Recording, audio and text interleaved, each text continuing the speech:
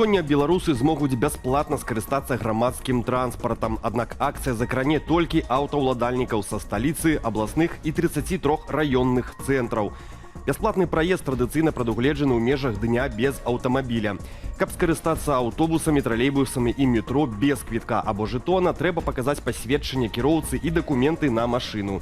Дзень без аўтамабіля – штогадовая экалагічная ініцыятыва, якая праходзіць у розных краінах свету, каб прыцягнуць увагу грамадскасці да праблемаў забруджвання паветра і перагружанасці гарадскіх вуліцаў аўтамабільным рухам.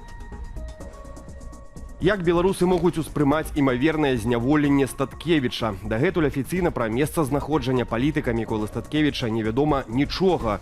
Выснову пра тое, што ён за кратамі, можна зрабіць заяваў некаторых прапагандыстаў. Гэта ж міжрадкоў гучала і ў выказванні Лукашэнкі падчас нядаўняй нарады. Калі ж Мікола Статкевіч сапраўды зноў за кратамі, то як гэтае рашэнне Лукашэнкі выглядае ў вачах беларусаў? Сваё меркаванне ў эфіры нядзельнай студыі Белсат выказаў палітолог Дмітрий Балкунец. Думаю, что люди понимают, что в условиях репрессий, которые идут, Лукашенко волен принимать любые действия и решения.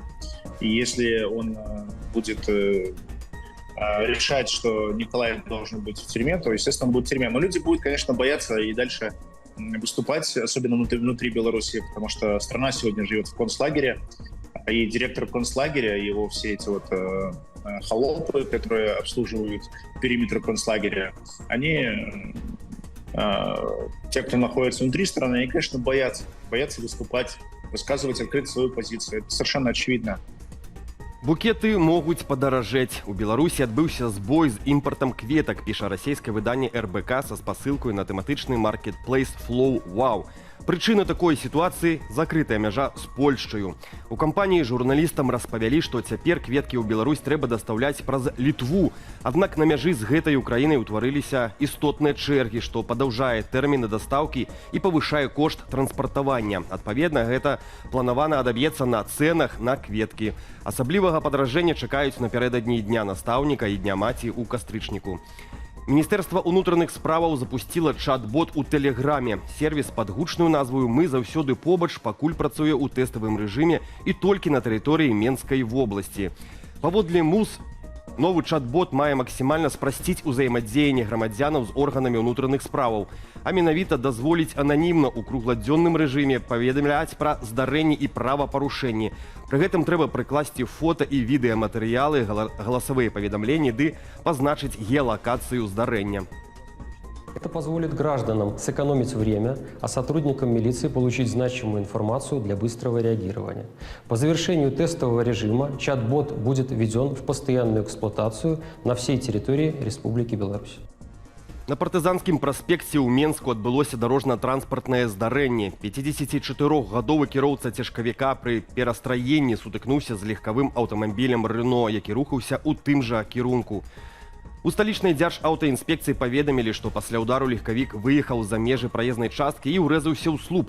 40-гадовага кіроўцу аўта і ягоных пасажыраў, жонку і 4-гадовага сына даставілі ў медычную установу для абследавання.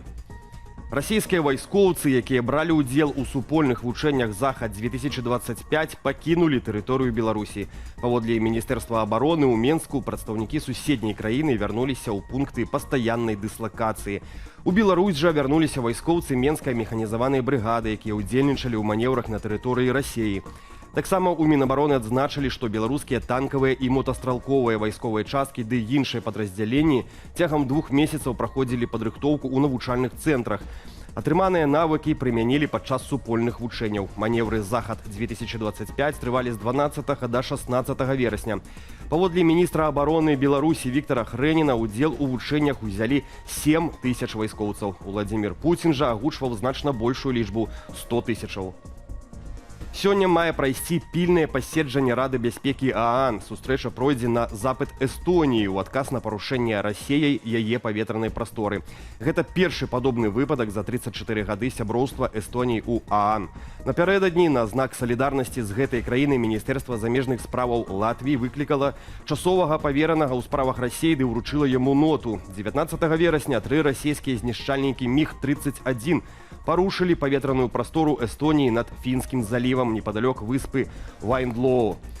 Яны заставаліся там каля 12 хвілінаў без плану палёту і з выключанымі транспондерамі ды радыёсувязю. На інцыдэнт адрэагавалі італьянскія знішчальнікі F-35, якія цяпер знаходзяцца на эстонскай базе Эмары. Міністэрства абароны Расіі абвінавачанні ў парушэнні паветранай прасторы Эстоніі зняпраўдзіла.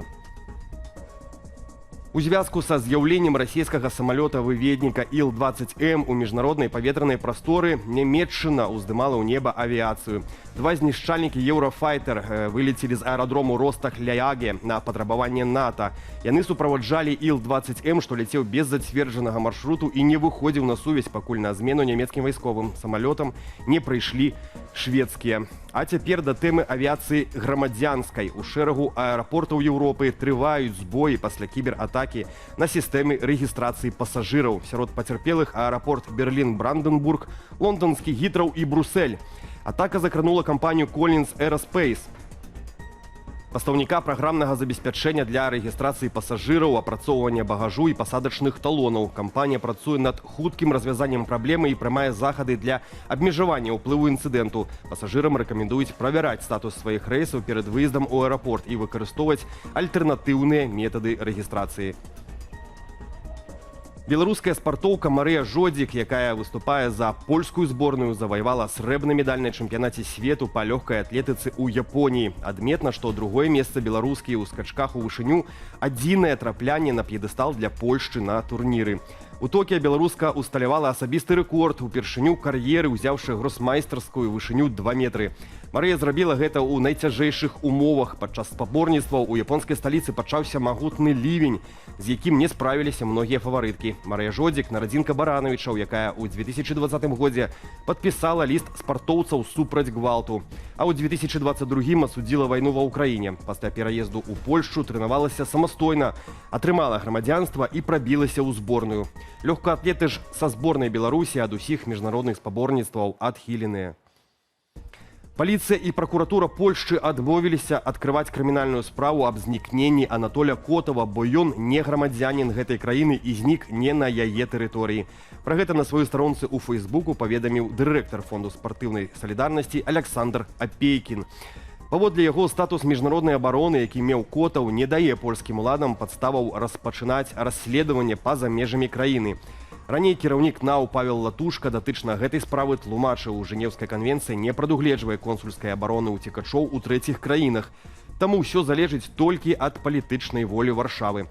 Анатоль Котаў знік больш за месяц таму пасля пералёту са сталіцы Польшчы ў Стамбул. Турэцкія медыі паведамлялі, што ён нібыта выехаў праз порт у Трабзоне.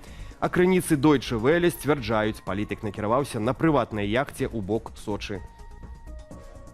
Новы глобальны рэйтынг дэмакратыі 2025 года, які склаў Міжнародны інстытут дэмакратыі і спрыяння выбарам, паказаў, Беларусь апусцілася да ўзроўню самых закрытых аўтарытарных рэжымаў свету. Наша краіна трапіла ў адзін шэраг з Самалі, Туркменістанам і Таджыкістанам. За апошнія 5 гадоў Беларусь страціла пазіцыі ва ўсіх катэгорыях: прадстаўніцтва, правы, вяршэнства закону. Найбольшы абвал адбыўся пасля пратэстаў 2020 года і рэпрэсіяў. Большасць суседзяў Беларусі выглядаюць значна лепш. Латвія і Літва сярод лідараў рэйтынгу, Польшча ў сярэдзіне спісу. Украіна нават ва ўмовах вайны паказвае высокую грамадзянскую актыўнасць. А вось Расія аказалася побач з Беларуссю на самым дне. Агулам даследаванне фіксуе пагаршэнне сітуацыі з дэмакратыяй у большасці краінаў свету. Лідары гэта скандынаўскія дзяржавы, Канада і Новая Зеландыя. На супрацьлеглым полюсе Афганістан, Паўночная Карэя, Эрытрэя і Самалі. Беларусь у гэтым спісе сярод аўтсайдераў, што выразна паказвае маштаб дэградацыі палітычнай сістэмы за апошнія 5 гадоў. Больш падрабязна пра гэты рэйтынг чытайце ў матэрыяле Ганны Калтыгінай на сайце Белсату.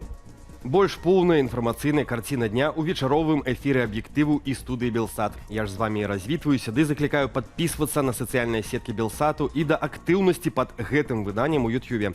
Аднак памятайце пра бяспеку, беражыце сябе і заставайцеся з Белсатам.